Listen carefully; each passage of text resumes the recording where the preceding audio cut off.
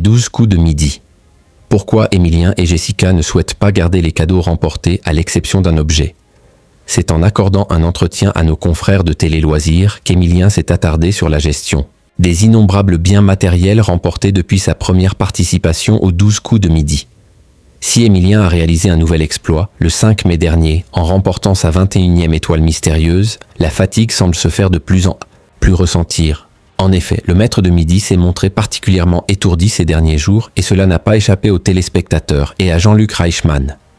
Le 6 mai dernier, le présentateur des 12 coups de midi n'a pas pu s'empêcher de relever les quelques coups de mou et bugs de son poulain. Hier, on est passé par tous les steps, par toutes les émotions possibles. Un coup de mou entre deux émissions, on n'a pas le temps de récupérer. Ça va très vite. Ce à quoi Emilien a répondu. C'est la fatigue qui fait un peu buguer. Parfois, la machine s'enraye un peu. Mais ces petites frayeurs ne sont, semble-t-il, pas suffisantes pour mettre fin au parcours spectaculaire du jeune homme. Aux grandes dames des anti-Émiliens qui rêvent de le voir quitter le programme. Emilien, les 12 coups de midi, où stocke-t-il ses innombrables cadeaux?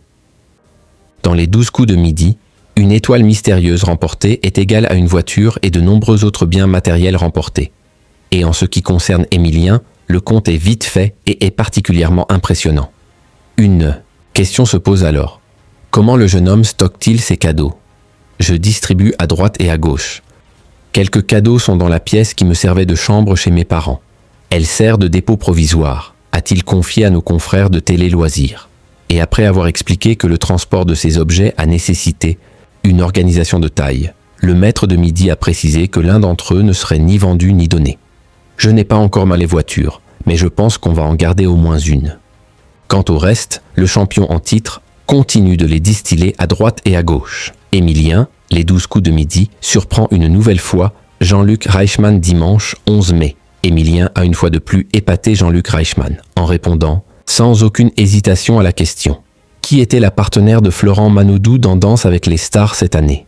Et si le présentateur de TF1 est resté sans voix, c'est parce qu'il sait pertinemment que l'univers de la télévision n'est pas l'un des domaines de prédilection du maître de midi. Vous m'épatez.